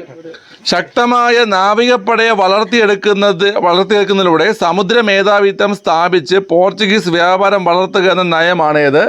നീലജല നയം, ബ്ലൂ വാട്ടർ പോളിസി. മനസ്സിലായോ? ഇപ്പൊ സമുദ്രത്തിന്റെ നിറം എന്താണ്? നീല. അതായത് ശക്തമായിട്ട് നാവികപ്പട എന്ത് ചെയ്യണം? സ്ഥാപിച്ചിട്ട് എന്ത് ചെയ്യണം? സമുദ്ര മേധാവിത്വം, അതായത് സമുദ്രത്തിലെ മേധാവിത്വം എന്ത് ചെയ്യണം? സ്വന്തമാക്കുക. അതിലുള്ള പോർച്ചുഗീസ് വ്യാപാരം വളർത്തുക എന്ന നയമാണ് ഏത്? നീലജല നയം. അപ്പൊ നീലജല നയം മനസ്സിലായല്ലോ. എന്താ നീലജല? ശക്തമായിട്ട് നാവിക സേന എന്ത് ചെയ്യണം? രൂപീകരിക്കണം. എന്ത് ചെയ്യണം? സമുദ്രത്തില് ആധിപത്യം സ്ഥാപിക്കണം. ആധിപത്യം സ്ഥാപിച്ചിട്ട് എന്ത് ചെയ്യണം? പോർച്ചുഗീസ് വ്യാപാരം വളർത്തുക. ഈ നയം അറിയപ്പെടുന്ന പേരാണെന്ത്? നീലജല നയം. ഓക്കെ, നീലജല നയം. ഓക്കെ, നീലജല നയം നടപ്പിലാക്കിയ പോർച്ചുഗീസ് വൈസ്രോയാണ് ആര്? Francisco Almeida. Francisco de Almeida. ഇത്രയേ ഉള്ളൂ. കാലഘട്ടം 1505 1509. പ്രത്യേകത എന്താണ്? ഇന്ത്യയിലെ ആദ്യത്തെ പോർച്ചുഗീസ് വൈസ്രോയ് ഇദ്ദേഹം എന്ത് നടപ്പിലാക്കി? നീലജല നയം നടപ്പിലാക്കി. നീലജല നയം എന്ന് വെച്ചാൽ എന്താണ്? ശക്തമായൊരു നാവികസേന രൂപീകരിച്ചിട്ട് സമുദ്രത്തിന്റെ ആധിപത്യം സ്ഥാപിക്കുക. അതാണ് എന്ത്? നീലജല നയം. അതിലൂടെ പോർച്ചുഗീസ് വ്യാപാരം വളർത്തുക. അപ്പൊ ഇത് നടപ്പിലാക്കിയത് ആരാ? Francisco de Almeida. അപ്പൊ ഇത്ര മനസ്സിലായല്ലോ. കബ്രാള്, ജാവോ ഡി നോവ കേട്ടാ, പിന്നെ ഐറസ് കൊറിയ. ഇതൊക്കെ ചോദ്യമെല്ലാം ഓർമ്മയുണ്ടല്ലോ. ഓക്കെ, ഇനി നമുക്ക് അടുത്ത അൽബുക്കർ കൂടെ പഠിച്ചു കഴിഞ്ഞാൽ ആ ഭാഗം നമുക്ക് മാറ്റി വയ്ക്കാം. ക്ലിയർ ആണല്ലോ. അപ്പോൾ അതിനു മുമ്പ് ഇത്ര ഒന്ന് ചോദിക്കണം. ഓക്കെ, ചോദിക്കുന്ന മുമ്പ് ഒരു ചോദ്യം. കടലിന്റെ അല്ലെങ്കിൽ സമുദ്രത്തിന്റെ നീല നിറത്തിന് കാരണം എന്താണ്? സമുദ്രത്തിന്റെ ഇത് ഞാൻ പറയാം,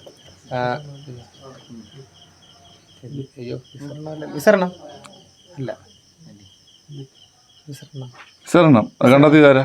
സിവിരാമൻ. കടലിൻ്റെത് സിവിരാമൻ. ആകാശത്തിൻ്റെത് ഇപ്പം നമ്മുടെ ഈ സമുദ്രത്തിന്റെ നീല നിറത്തിന് കാരണം ചോദിച്ചാൽ എന്താണ്? വിസരണമാണ്. ആകാശത്തിന്റെ നീല നിറ കാരണം ചോദിച്ചാൽ എന്താണ്? വിസരണം തന്നെയാണ് കേട്ടോ. സമുദ്രത്തിന്റെ നീല നിറം ചോദിച്ചു കഴിഞ്ഞാൽ വിസരണം. ആകാശത്തിന്റെ നീലനിറത്തിന് കാരണം എന്താണ്? വിസരണം തന്നെയാണ്. ഓക്കെ, സമുദ്രത്തിന്റെ നീലനിറത്തിന് കാരണം വിസരണമാണെന്ന് കണ്ടെത്തിയ വ്യക്തിയാണ് ആര്? CV രാമൻ. ആരാണ് പിള്ളേരെ? CV രാമൻ. അപ്പൊ സമുദ്രത്തിന്റെയും ആകാശത്തിന്റെയും നീലനിറത്തിന് കാരണം എന്താണ്? വിസരണമാണ്. അപ്പൊ സമുദ്രത്തിന്റെ നീലനിറത്തിന് കാരണം വിസരണം എന്ന് കണ്ടെത്തിയ ആരാ? CV രാമനാണ്. എന്നാൽ ആകാശത്തിന്റെ നീലനിറത്തിന് കാരണം വിസരണമാണെന്ന് കണ്ടെത്തിയ ആരാ? അത് ലോർഡ് റെയ്ലിയാണ് കേട്ടോ. Lord Rayleigh. ഇത് ഓർത്ത് വെച്ച് വേണം. ആകാശത്തിൽ നിന്നല്ലേ റെയിന് വരുന്നത്? ആകാശത്തിൽ നിന്നാണ് റെയിന് വരുന്നത്. അതുപോലെ ലോഡ് എന്ന് വെച്ചാൽ നമുക്ക് വേണമെങ്കിൽ ദൈവം എന്നൊക്കെ ഇത് വയ്ക്കാം. ദൈവങ്ങളൊക്കെ ആകാശത്തിലേ ഇരിക്കുന്നത്. അപ്പം ആകാശത്തിൻ്റെത് ലോർഡ് റെയ്ലിയും സമുദ്രത്തിൻ്റെ ആരാണ്?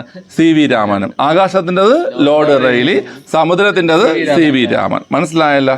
ക്ലിയർ ആണല്ലോ? ശരി. അപ്പൊ ഈ രണ്ടിന്റെയും നീലനിറത്തിന് കാരണം വിസരണം. ആകാശത്തിന് അത് കണ്ടെത്തിയത് ലോർഡ് റെയ്ലിയും, സമുദ്രത്തിന് കണ്ടെത്തിയത് CV രാമനും. നീലഗ്രഹം എന്നറിയപ്പെടുന്ന ഏതാണ്? നീലഗ്രഹം എന്നറിയപ്പെടുന്നത് ഭൂമിയാണ്. നീല സ്വർണം എന്നറിയപ്പെടുന്ന ഏതാണ്? നീലസ്വർണം എന്നറിയപ്പെടുന്നത് ജലം. നീലസ്വർണം എന്നറിയപ്പെടുന്നത് ജലം. നീലസ്വർണം എന്നറിയപ്പെടുന്നത് ജലമാണ്. അപ്പൊ ഇത്രയും കാര്യം മനസ്സിലായല്ലോ. അപ്പൊ ഈ ചോദിക്കുന്ന കൂട്ടത്തിൽ ഇതും കൂടെ ഞാൻ ചോദിച്ചോട്ടാ? കുഴപ്പമൊന്നുമില്ലല്ലോ, പ്രശ്നമൊന്നുമില്ലല്ലോ. ഓക്കെ, ഇതും കൂടെ ചോദിക്കും കേട്ടോ. ഓക്കെ, ശരി, പഠിച്ചോ. ഈ കുട്ടിയെ വാസ്കോ ഡ ഗാമയുടെ പിൻഗാമിയായിട്ട് ഇന്ത്യയിലെത്തിയാരാ? Alvares Cabral. ഏത് വർഷം? 1500. എത്ര കപ്പൽ? 33 കപ്പൽ. എത്ര ആൾക്കാർ? 1500. ഇവിടെ എത്തിയപ്പം 6. കബ്രാളിന്റെ പ്രതിനിധിയായിട്ട് ഒരാള് ഐറിസ് കൊറിയ എന്ത് ചെയ്തു? സാമുദ്രമായിട്ട് എന്തിന്? വ്യാപാര സ്ഥാപിക്കാൻ. ഓക്കെ, ശരി. ഈ കബ്രാൾ പിന്നെ എങ്ങോട്ട് പോയി? കൊച്ചിയിൽ പോയിട്ട് അവിടെ എന്ത് ചെയ്തു? പണ്ടകശാല സ്ഥാപിച്ചു. ഇവിടെ കബ്രാളിന് ശേഷം മൂന്നാമതായി വന്ന വ്യക്തി ആരാണ്? ജാവോഡാനോവ. ഓക്കെ, ശരി. അവിടെ കുട്ടി ഫ്രാൻസിസ്കോ അൽമേഡ എന്താണ് പ്രത്യേകത?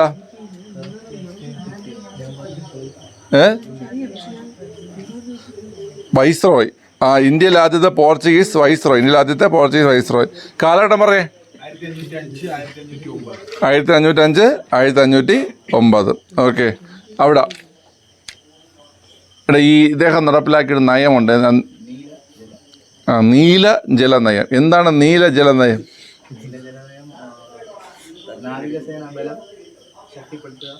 അതിലൂടെ പോർച്ചുഗീസ് വ്യാപാരം വളർത്തുക. ഓക്കെ, എന്നിട്ട് എവിടെ മേധാവിത്വം സ്ഥാപിക്കണം? ഓപ്ഷൻ തരാം: സമുദ്രം, ആകാശം, ശൂന്യാകാശം. ഓപ്ഷനിൽ പോലും അത് കടൽ. ഓപ്ഷൻ ഡി കടൽ. ഇവിടെ നീല ജലനയം നടപ്പിലാക്കിയതാരാ? Almeida, Francisco de Almeida. Okay, ഈ സമുദ്രത്തിന്റെ നീലനിറത്തിന് കാരണം? വിസരണം. സമുദ്രത്തിന്റെ നീലനിറത്തിന് കാരണം വിസരണം നടത്തിയ ആരാ? CV രാമൻ. ഓക്കെ, ആകാശത്തിന്റെ നീലനിറത്തിന് കാരണം എന്താ? വിസരണം. ആകാശത്തിന്റെ നീലനിറത്തിന് കാരണം വിസരണം നടത്തിയ ലോർഡ് റെയ്ലി. ഓക്കെ, നീല ഗ്രഹം ഏതാ? ഭൂമി. ഓക്കെ, നീല സ്വർണം എന്നറിയപ്പെടുന്നത്? ജലം. നീല സ്വർണം ജലമാണ്. കറുത്ത സ്വർണം ഏതാ മോനെ? പെട്രോളിയം. കറുത്ത സ്വർണം എന്നറിയപ്പെടുന്ന വ്യാവസായിക ഉൽപ്പന്നം ചോദിച്ചാൽ പെട്രോളിയമാണ്. കറുത്ത സ്വർണ്ണം വ്യാവസായിക ഉൽപ്പന്നം ഏതാണ്? പെട്രോളിയം. എന്നാൽ കറുത്ത സ്വർണ്ണം എന്നറിയപ്പെടുന്ന കാർഷിക ഉൽപ്പന്നം ചോദിച്ചാൽ ഏതാണ്? കുരുമുളകാണ്. കറുത്ത സ്വർണ്ണം എന്നറിയപ്പെടുന്ന കാർഷിക ഉൽപ്പന്നം ഏതാണ്? പറ. കുരുമുളക്. ഏതാണ്? കുരുമുളക്. ഓക്കെ, ഇനി കുറേയൊക്കെ പഠിക്കുകയാണ്, നമ്മൾ പഠിക്കും. വെളുത്ത സ്വർണ്ണമൊക്കെ അറിയാമല്ലേ? വെളുത്ത സ്വർണ്ണം കാർഷിക ഉൽപ്പന്നമാണെങ്കിൽ കശുവണ്ടിയാണ്. വെളുത്ത സ്വർണ്ണം വ്യാവസായിക ഉൽപ്പന്നമാണെങ്കിൽ എന്താണ്? പ്ലാറ്റിനമാണ്. വെളുത്ത സ്വർണ്ണം അറിയപ്പെടുന്ന വ്യാവസായിക ഉൽപ്പന്നം ഏതാണ്? പ്ലാറ്റിനമാണ്. നമ്മൾ മുന്നോട്ട് പോകുമ്പോൾ കുറേ ക്വസ്റ്റ്യൻസ് പഠിക്കും കേട്ടോ. ഇത് ഇത്ര ഓർത്ത് വെച്ച് വേണം. നീല സ്വർണ്ണം ജലം. നീല സ്വർണ്ണം ജലമാണ്. കറുത്ത സ്വർണ്ണം പെട്രോളിയം. കറുത്ത സ്വർണ്ണം അറിയപ്പെടുന്ന കാർഷിക ഉൽപ്പന്നം കുരുമുളക്. ഓക്കെ, വെളുത്ത സ്വർണ്ണം കാർഷിക ഉൽപ്പന്നമാണെങ്കിൽ പ്ലാറ്റിനം. വ്യാവസായിക ഉൽപ്പന്നമാണെങ്കിൽ കശുവണ്ടി. വ്യാവസായിക ഉൽപ്പന്നമാണെങ്കിൽ പ്ലാറ്റിനം. ഓക്കെ, നീ ശ്രദ്ധിക്കണമെന്ന് എനിക്ക് അറിയണ്ടേ? അത് ഞാൻ തിരിച്ചിട്ടേല്ലേ? നീ ശ്രദ്ധിക്കുന്നുണ്ട് കേട്ടോ. അത് അവരെ കൊണ്ട് കൊള്ളാം. ഓക്കെ, അടുത്ത് പഠിക്കേണ്ടത് അൽബുക്കർക്ക്. ആരാണ്? അൽബുക്കർക്ക്. നമ്മുടെ ചോദ്യം തന്നെ അൽബുക്കർക്കായിരുന്നു. എന്തായിരുന്നു? ഇന്ത്യയിലെ രണ്ടാമത്തെ പോർച്ചുഗീസ് വൈസ്രോയി ആണ് ആര്? അൽബുക്കർക്ക്. അപ്പൊ 1505 മുതൽ 1509 വരെ ആരാണ്?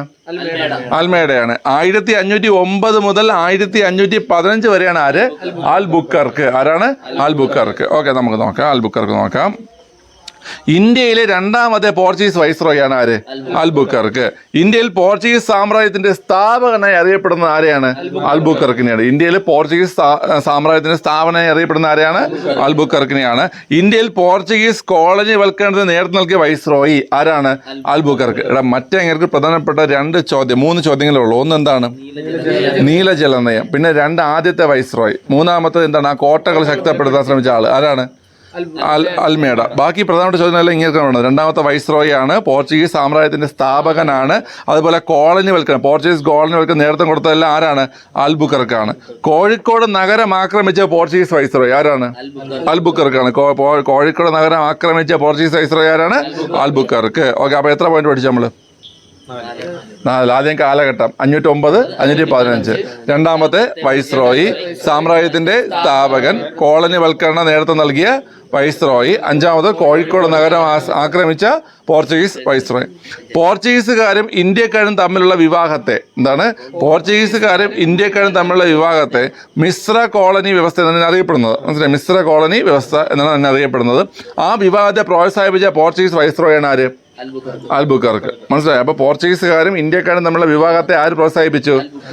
ഈ വ്യക്തി ഈ അൽബുക്കർക്ക് എന്ത് ചെയ്ത് പ്രോത്സാഹിപ്പിച്ചു. അപ്പൊ അതിനെ പറയുന്ന പേരാണെന്ത്? മിശ്ര കോളനി വ്യവസ്ഥ. അപ്പൊ മിശ്ര കോളനി വ്യവസ്ഥ പ്രോത്സാഹിപ്പിച്ച പോർച്ചുഗീസ് വൈസ്രോയി ആരാണ്? പറയടാ, അൽബുക്കർക്ക്. കേട്ടോ. അപ്പൊ എത്ര പോയിന്റ് ആയി? 6 പോയിന്റ് മോനെ, 6 പോയിന്റ്. ഓക്കെ, നിങ്ങൾ പോയിന്റ് എണ്ണം എന്തെന്നറിയാവോ? ഈ പോയിന്റ് എല്ലാം പറയാൻ പറയും നിങ്ങളടുത്ത്. അപ്പൊ എന്ത് ചെയ്യും? അല്ലാതെ എനിക്ക് വട്ടമുണ്ടോ ഇത്ര പോയിന്റ് ഉണ്ടോ തന്നെ? ഇല്ലല്ലോ, പോയിന്റ് പറയേണ്ടി വരും കേട്ടോ. വിഷ്ണു പറയേണ്ടി വരും. വിഷ്ണു. വിദ്യാലയങ്ങൾ സ്ഥാപിക്കുന്നതിന് നേതൃത്വം നൽകിയത് ആരാണ്? അൽബുക്കർക്ക്. വിദ്യാലയങ്ങൾ സ്ഥാപിക്കുന്നതിന് നേതൃത്വം നൽകിയത് ആരാണ്? അൽബുക്കർക്കാണ്. അതൊക്കെ എളുപ്പമാണ്. ഇപ്പം വിദ്യാലയം ബുക്ക് അങ്ങനെയൊക്കെ കണക്ഷൻ്റെ വിദ്യാലയത്തിലെ ബുക്ക് വരുന്നത്. വിദ്യാലയത്തിലെ ബുക്ക്. ഓക്കെ. അടുത്ത, നീതി പരിപാലനം കർശനമാക്കിയ പോർച്ചുഗീസ് വൈസ്രോയി ആരാണ്? അൽബുക്കർക്ക്. നിങ്ങൾ ഇത്ര ഇത് പറയാൻ വേണ്ടിയിട്ട് ഇങ്ങനെ ഓർത്തൊന്നും പറയണ്ട, കാരണം ഹെഡിങ്ങിന് അൽബുക്കർക്കാണ്. ഇങ്ങനെ അൽബുക്കർക്ക്. നീതി പരിപാലനം എന്താണ്? നീതി പരിപാലനം കർശനമാക്കിയ പോർച്ചുഗീസ് വൈസ്രോയി ആരാണ്? അൽബുക്കർക്കാണ്. നമുക്ക് ഇത്ര ഒന്നുകൂടെ പറഞ്ഞു നോക്കാം. ഓക്കെ. കാലഘട്ടം 15. രണ്ടാമത്തെ പോർച്ചുഗീസ് വൈസ്രോയി, പോർച്ചുഗീസ് സാമ്രാജ്യത്തിന്റെ സ്ഥാപകൻ. മിശ്ര കോളനി കോളനിവൽക്കരണത്തിന് നേതൃത്വം നൽകി. കോഴിക്കോടിനെ ആക്രമിച്ചു. മിശ്ര കോളനി വ്യവസ്ഥ പ്രോത്സാഹിപ്പിച്ചു. വിദ്യാലയങ്ങൾ സ്ഥാപിച്ചു. അതുപോലെ തന്നെ എന്താ? നീതി പരിപാലനം കർശനമാക്കി. ഇതെല്ലാം ആരാണ്? അൽബുക്കർക്കാണ്. ഓക്കെ. അടുത്ത്, ഇന്ത്യയിൽ സതി നിരോധിക്കുകയും നാണയ സമ്പ്രദായം ഏർപ്പെടുത്തുകയും ചെയ്ത പോർച്ചുഗീസ് വൈസ്രോയാണ് ഏത്? അൽബുക്കർക്ക്. സതി എന്നൊക്കെ നമുക്ക് ഓർമ്മ ഉള്ളത് രാജാറാം മോഹൻ റോയ്, വില്യം ബെന്റിക്കൊക്കെ ആണെങ്കിലും അവർക്കൊക്കെ കാലങ്ങൾക്ക് മുമ്പ് തന്നെ ഈ അൽബുക്കർക്ക് എന്ത് ചെയ്തു? ഇന്ത്യയിൽ സതി നിരോധിച്ചു. What is sati? ഭർത്താവ് മരിച്ചാൽ ആ ചിതയിൽ തന്നെ ഭാര്യ ചാടി മരിക്കുന്ന ഒരു സമ്പ്രദായമാണ് ഏത്? സതി. ഇന്നത്തെ കാലത്ത് ഭർത്താവ് മരിച്ചാൽ എന്ത് ചെയ്യും? ആദ്യം പഞ്ചായത്തിൽ പോയി വിധവാ പെൻഷന് ഓക്കെ. പക്ഷെ ഇപ്പം അങ്ങനെയല്ല. ഇപ്പം ഓരോ വർഷവും നമ്മൾ പുനർവിവാഹം ചെയ്ത് കഴിഞ്ഞാൽ കിട്ടത്തില്ല. മനസ്സിലായോ? പുനർവിവാഹം ചെയ്തിട്ടില്ല എന്ന് നമ്മൾ ഓരോ വർഷവും സാക്ഷ്യപത്രം എഴുതി കൊടുക്കണം. എന്നാൽ മാത്രമേ വിധവാ പെൻഷൻ കിട്ടത്തുള്ളൂ. മനസ്സിലായോ? ഓക്കെ. അപ്പോൾ ഭർത്താവ് മരിച്ചാൽ ഭാര്യ ചിതയിൽ ചാടുന്നതാണ് സതി. എടാ കുട്ടി കേൾക്കുന്നുണ്ടോ?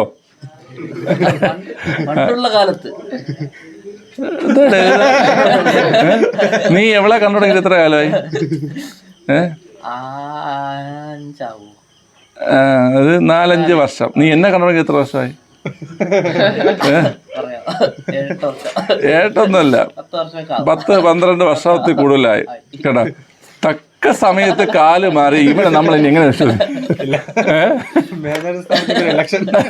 മേജർ സ്ഥാനത്തേക്ക് ഇലക്ഷൻ ഉടനെ അനിവാര്യമാണ്. ഓക്കെ, ശരി. ശരി. അപ്പം ഇന്ത്യയിൽ സതി നിരോധിക്കുകയും നാണയ സമ്പ്രദായം ഏർപ്പെടുത്തുകയും ചെയ്ത പോർച്ചുഗീസ് വൈസ്രോയാണ് ആര്? അൽബുക്കർക്ക്. ആരാണ്? അൽബുക്കർ. സതി നിരോധിച്ചു, നാണയ സമ്പ്രദായം ഏർപ്പെടുത്തി. ഓക്കെ. പോർച്ചുഗീസുകാർ ഗോവ പിടിച്ചെടുത്തത് ഇദ്ദേഹത്തിന്റെ കാലത്താണ്. അത് ആരിൽ നിന്നാണ് പിടിച്ചെടുത്തത്? ഏറ്റവും ചെറിയ കോശവുമായി ഇദ്ദേഹത്തിന്റെ പേരിന് ബന്ധമുണ്ട്. ബീജാപൂർ സുൽത്താൻ. ഏറ്റവും ചെറിയ കോശം ഏതാണ്ടാ? ബീജം. ഏറ്റവും വലിയ കോശം ഏതാണ്? അണ്ടം. ഓക്കെ. അപ്പൊ ഏറ്റവും ചെറിയ കോശമാണ് ബീജം, ഏറ്റവും വലിയ കോശമാണ് ഏത്? അണ്ടം. ഏറ്റവും നീളം കൂടിയ കോശം ഏതാ? നാഡീകോശം. നിങ്ങൾ അതും പഠിച്ചു. ഓക്കെ. അപ്പൊ പോർച്ചുഗീസുകാർ ഗോവ പിടിച്ച് ഇതും ചോദിക്കും കേട്ടോ, കുഴപ്പമില്ലല്ലോ. ഓക്കെ. ഇല്ല, പോർച്ചുഗീസുകാർ ഗോവ പിടിച്ചെടുത്ത് ആരുന്നാ? ബീജാപൂർ സുൽത്താൻ. ഏത് വർഷം എന്നറിയാവോ? 1510. ഓക്കെ. അപ്പൊ ആ സമയത്ത് ഇദ്ദേഹമാണ് എന്ത്? വൈസ്രോയ്. ലാസ്റ്റ് പോയിന്റ്, പോർച്ചുഗീസുകാർ ആസ്ഥാനം കൊച്ചിയിൽ നിന്നും ഗോവയിലേക്ക് മാറ്റിയത് ആരുടെ കാലത്താണ്? അൽബുക്കർക്കിന്റെ കാലത്താണ്. അപ്പൊ അൽബുക്കർക്കാണ്, കൊച്ചിയായിരുന്നു ആസ്ഥാനം. ആദ്യ ആസ്ഥാനം എവിടെയാണ്? കൊച്ചിയാണ്. അവിടെ നിന്ന് എങ്ങോട്ട് മാറ്റി? ഗോവയിലേക്ക് മാറ്റിയത് ആരാണ്? അൽബുക്കർക്ക്. അപ്പൊ എല്ലാവരും എത്ര പോയിന്റ് ഉണ്ടോ? 1 2 3 4 1 2 3 4 5 6 7 8 9 10 12 പോയിന്റുകൾ. ഓക്കെ. ഓർത്ത് പറയാൻ പറ്റുമോ? 1509-15 കാലഘട്ടം പോർച്ചുഗീസ് സാമ്രാജ്യത്തിന്റെ രണ്ടാമത്തെ വൈസ്രോയി, പോർച്ചുഗീസ് സാമ്രാജ്യത്തിന്റെ സ്ഥാപകൻ. 3 പോയിന്റായി. അടുത്ത, കോളനിവൽക്കരണത്തിന് പോർച്ചുഗീസ് കോളനിവൽക്കരണത്തിന് നേതൃത്വം കൊടുത്തു. എത്ര പോയിന്റായി? 4 പോയിന്റ്. കോഴിക്കോടിനെ ആക്രമിച്ചു. എത്ര പോയിന്റായി? 5 പോയിന്റായി. മിശ്ര കോളനി വ്യവസ്ഥ, അതായത് ഇന്ത്യക്കാരും പോർച്ചുഗീസുകാരും തമ്മിൽ കല്യാണം കഴിക്കുന്ന മിശ്ര കോളനി വ്യവസ്ഥ എന്ത് ചെയ്തു? പ്രോത്സാഹിപ്പിക്കും. എത്ര പോയിന്റായി? 6 പോയിന്റായി. വിദ്യാലയങ്ങൾ സ്ഥാപിക്കാൻ പ്രോത്സാഹിപ്പിച്ചു. 7 പോയിന്റായി. അടുത്ത് നീതി പരിപാലനത്തിന് പ്രാധാന്യം നൽകി. എത്ര പോയിന്റായി? 8 പോയിന്റായി. പിന്നെ നമ്മൾ എന്ത് പറഞ്ഞു? സതിയും നാണയ വ്യവസ്ഥയും ഏർപ്പാടാക്കി. എത്ര പോയിന്റായി? 9 പോയിന്റായി. 10ാമത്തെ പോയിന്റാണ് ഗോവ പിടിച്ചെടുത്തു. ബീജാപ്പൂർ സുൽത്താനിന് ഗോവ പിടിച്ചെടുത്തു 1510. 12ാമത്തെ പോയിന്റാണ് കൊച്ചിയിൽ നിന്ന് ആസ്ഥാനം അല്ലെങ്കിൽ തലസ്ഥാനം എങ്ങോട്ടേക്ക് മാറ്റി? ഗോവയിലേക്ക് മാറ്റി. ഓക്കെ, ആരാ? അൽബുക്കർക്ക്. ഇത്രയും പറയണം. ഓക്കെ, ഇത്രയും പറയണം. അകത്തിരിക്കുന്ന ഒരാളും 11 പോയിന്റ് പറയണം, പുറത്തിരിക്കുന്ന ഒരാളും 11 പോയിന്റ് പറയണം. അതിനിടയ്ക്ക് ഞാൻ പറഞ്ഞു, ഏറ്റവും വലിയ കോശം ചോദിച്ചാൽ അണ്ടമാണ്, ഏറ്റവും ചെറിയ കോശം ചോദിച്ചാൽ ബീജമാണ്, ഏറ്റവും നീളം കൂടിയ കോശം ചോദിച്ചാൽ ഏതാണ്? നാഡീകോശമാണ്. ഇതൊക്കെയാണ് പറയേണ്ടത്. ഓക്കെ, ശരി, ക്ലിയർ ആണല്ലോ. അപ്പോൾ അതിൻ്റെ കൂടെ നിങ്ങളുടെ ഓർമ്മയിലേക്ക് ഞാൻ ഒരു സാധനം കൂടെ തരികയാണ്. പോർച്ചുഗീസുകാരുടെ പ്രധാന ലക്ഷ്യം എന്താണെന്ന് പറഞ്ഞുതരാം. അറബികളുടെയും ചൈനക്കാരുടെയും കേരളത്തിലെ വ്യാപാര കുത്തക അവസാനിപ്പിക്കുക. മനസ്സിലായില്ലേ? ഇപ്പം ഇവന്മാരൊക്കെ വരുന്നതിന് മുമ്പ് ഇവിടെ അറബികളും ചൈനക്കാരന്മാരും ഇവിടെ കച്ചവടമൊക്കെ നടത്തി വ്യാപാര കുത്തക ഉണ്ടാക്കി വെച്ചിരിക്കുകയാണ്. അപ്പോൾ ഇതിനെ അവസാനിപ്പിക്കുക എന്നതായിരുന്നു ആരുടെ പ്രധാന ലക്ഷ്യം? പോർച്ചുഗീസ്. അപ്പോൾ പോർച്ചുഗീസുകാരുടെ പ്രധാന ലക്ഷ്യം ഇതായിരുന്നു. ഓർത്തല്ലോ, മനസ്സിലായല്ലോ, ക്ലിയർ ആണല്ലോ. നമുക്ക് ഇനി ഇതിൽ പഠിക്കേണ്ടത് ആരാണ്? അറബിക്കടലിൻ്റെ സിംഹം മരക്കാർ, കുഞ്ഞാലി മരക്കാരെ കുറിച്ചാണ് പഠിക്കേണ്ടത്. അത് നമ്മൾ അടുത്ത ക്ലാസ്സിൽ എന്ത് ചെയ്യും? ഡിസ്കസ് ചെയ്യും. ഓക്കെ, ക്ലിയർ ആണല്ലോ. ശരി, അടുത്ത ക്ലാസ്സിൽ നമുക്കൊരു SCR ചാപ്റ്ററിൻ്റെ ഒരു ഭാഗം കൂടെ നമ്മൾ സ്റ്റാർട്ട് ചെയ്യണം. ഓക്കെ, ക്ലിയർ ആണല്ലോ. അപ്പോൾ ഇത് അൽബുക്കർ കൂടെ ചോദിച്ചു കഴിഞ്ഞാൽ നമുക്ക് അടുത്ത പരിപാടിയെല്ലാം കഴിഞ്ഞു. ഓക്കെ, ക്ലിയർ ആണല്ലോ. ശരി. അങ്ങനെ നമ്മുടെ ഷാനു സാർ മാത്സ് ക്ലാസ് കഴിഞ്ഞിട്ട് എത്തിയിരിക്കുകയാണ്. ഓക്കെ, ഷാനു IRB ഒക്കെ ഓടിയിട്ട് പാസ്സായി വന്നിരിക്കുകയാണ് ഷാനു. ഓക്കെ, ഷാനുവിനൊക്കെ അഡ്വൈസ് ആവാറായി. ഷാനുവൊക്കെ ഉടനെ പോവും CPO. ഓക്കെ, ഷാനു ഇപ്പം നമ്മുടെ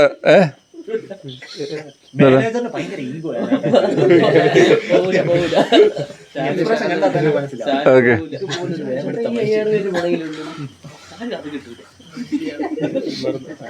ഒരുപാട് മാത്സ് അറിയാത്ത പിള്ളേരൊക്കെ മാത്സ് എടുപ്പിച്ചെടുത്ത ആളാണ് ഷാനു സാർ, അല്ലേടാ? അതെ, നിങ്ങൾക്ക് വേണമെങ്കിൽ ഷാൻ സാറിന്റെ മാത്സ് ഉണ്ടെങ്കിൽ നമ്മുടെ ഓൺലൈൻ ക്ലാസ്സിലേക്ക് എന്ത് ചെയ്യുക? ചെറിയൊരു ആട്, നല്ല ക്യൂട്ട്നെസ്. ഓക്കെ, ശരി, ഇത്രയും മൊഞ്ചുള്ളൊരു മാത്സ് സാർ അല്ലേ? ഓക്കെ, ശരി. ചോദ്യം. എടാ, ഈ അൽബുക്കറിനെ കുറിച്ച് ആരാ പറയുന്നേ? അത് പറയും. അതെ, അൽബുക്കറിനെ കുറിച്ച് 12 പോയിന്റ് പറയണം. പെട്ടെന്ന് നമുക്ക് ക്ലാസ് പിള്ളേർ വെയിറ്റ് ചെയ്യണം. 12 പോയിന്റ് പറയണം. നട്ടല്ലുള്ള എടുത്താൻ പറയടാ. അത് പറയൂ. 1509 മുതൽ 1515 വരെയാണ് ഇദ്ദേഹത്തിന്റെ കാലഘട്ടം. 1 പോയിന്റായി. രണ്ടാമത്തെ വൈസ്രോയി 2 പോയിന്റായി. കോളനി സമ്പ്രദായം ആരംഭിച്ചത് പോർച്ചുഗീസ് കോളനി സമ്പ്രദായം 3 പോയിന്റായി. പിന്നെ കോഴിക്കോട് ആക്രമിച്ചു 4 പോയിന്റായി. മിശ്ര കോളനി സമ്പ്രദായം കൊണ്ടുവന്ന് 5 പോയിന്റായി. പിന്നെ വിദ്യാഭ്യാസം പ്രോത്സാഹിപ്പിച്ചു 6 പോയിന്റ്. നീതി സംരക്ഷണം, നീതി പരിപാലനം കർശനമാക്കി 7 പോയിന്റായി. സതി നാണയ സമ്പ്രദായം കൊണ്ടുവന്ന് 8 പോയിന്റായി. 1510 ഇത് ഗോവ കീഴടക്കി. ബീജാപ്പൂർ ഗോവ പിടിച്ചടക്കി 9 പോയിന്റായി. തലസ്ഥാനം കൊച്ചിയിൽ നിന്ന് ഗോവയിലേക്ക് മാറ്റി. 10 പോയിന്റായി. 1 പോയിന്റാണ് കിട്ടാത്തത്. ഇത് കോളനി സമ്പ്രദായം കൊണ്ടുവന്ന് പോർച്ചുഗീസ് സാമ്രാജ്യത്തിന്റെ സ്ഥാപനം. നല്ലൊരു കൈകളി ജോബിൻ സ്ഥാനം കൊടുക്കേണ്ടതാണ്. ജോബിൻ സ്ഥാനം ജോബിന് ഉണ്ടായിരുന്നു IRBCയിൽ. ജോബിൻ പോയില്ല. Jobin assistant prisoner officer CPO ലിസ്റ്റുകളിലൊക്കെ ഉള്ളതിനാൽ അദ്ദേഹത്തിന് അതൊന്നും വേണ്ടെന്നാണ് അദ്ദേഹം നിൽക്കുന്നത്. ശരി, ഓക്കെ. അപ്പോൾ അത്രയേ ഉള്ളൂ ഇന്നത്തെ ക്ലാസ്. നമുക്കപ്പോഴ് ഇനി അടുത്ത് ഇന്നലത്തെ പരീക്ഷയിൽ ഫുൾ മാർക്ക് വാങ്ങിയവരുടെ പേരാണ് പറയേണ്ടത്. ഓക്കെ, അപ്പോൾ നമുക്ക് ആരൊക്കെയെന്ന് നോക്കാം. നമുക്ക് നാളത്തെ ക്ലാസ്സിൽ ഇതിൻ്റെ ബാക്കി നമുക്ക് ഡിസ്കസ് ചെയ്യാം. ഇന്ന് പഠിച്ച ഓർമ്മയുണ്ടല്ലോ, നമ്മളൊരു ക്വസ്റ്റ്യനും അതുമായി ബന്ധപ്പെട്ട നമ്മൾ ആദ്യം പ്രീവിയസ് ക്വസ്റ്റ്യൻസും അതിൻ്റെ റിലേറ്റഡ് ഫാക്റ്റും നോക്കി. പിന്നെ നമ്മൾ ടോപ്പിക് എടുത്തു. ടോപ്പിക്കിൽ നമ്മൾ ഏതെടുത്തത് ഈ പറയുന്ന പോർച്ചുഗീസ് വൈസ്രോയിമാരെ കുറിച്ച് പഠിച്ചു. ഓക്കെ, ശരി. അപ്പോഴേ കഴിഞ്ഞ റിവിഷനിൽ, അതായത് ഇന്നലെ നടത്തിയ റിവിഷനിൽ മുഴുവൻ മാർക്ക് വാങ്ങിയ ആൾക്കാരാണേ റോയ്മോൻ വൈക്കം. ഈ റോയ്മോനൊക്കെ പണ്ടുള്ളതാണല്ലേ. റോയ്മോൻ വൈക്കം, ബിപിൻ കുമാർ പത്തനംതിട്ട, സൗമ്യ കൊട്ടാരക്കര, ചിത്ര KV, രശ്മി ട്രിവാൻഡ്രം, ശ്യാമ വിഷ്ണു കൊല്ലം, രമ്യ ശൂരനാട്, പൊന്നു പാലക്കാട്, ബിൻസി ജോൺ അല്ലേ, ബിൻസി ജോൺ ആലപ്പുഴ, ദേവപ്രിയ കൊല്ലം, സജ്ജന മലപ്പുറം, സൂര്യ വയനാട്. ഇത്രയും പേർക്ക് ഫുൾ മാർക്കുണ്ട്. ഇത്രയും പേർക്കും ആസിഫ് അലിയൊക്കെയാണ് വന്നത് കൈയടിക്കണം നിങ്ങൾക്ക് വേണ്ടിയിട്ട് കേട്ടോ. അതും ഇന്നിപ്പോ ഏത് ആസിഫ്? ഇന്ന് മറ്റേ എനിക്ക് തോന്നുന്നു ലുക്ക കണ്ടിട്ട് മറ്റേ ഇതില് ബാച്ചിലർ പാർട്ടിയിലെ ഡയലോഗ് പറയൂടാ. ശരി, അപ്പം ഓക്കെ, നല്ല പോലെ പഠിക്കുക, എല്ലാവരും അടിപൊളി പഠിക്കുക. തരുന്ന ഡെയിലി ഈ ക്ലാസ് എടുക്കുന്നതും നമ്മൾ ആ ഗ്രൂപ്പിലൊക്കെ വരുന്ന PDF ഒക്കെ നല്ല പോലെ വായിച്ച് പഠിച്ച് നല്ല അടിപൊളിയായിട്ട് പഠിച്ച് മുന്നോട്ട് വരിക. ഓക്കെ ശരി, അപ്പോൾ അത്രയും പറഞ്ഞുകൊണ്ട് മതിയാക്കുന്നു. നമുക്ക് നാളെ കാണാം. Tata bye. ടാറ്റ കൊടുറേ ആസിഫ് അലി ഇക്കാക്കോട് ദേവരെ കൊണ്ടേ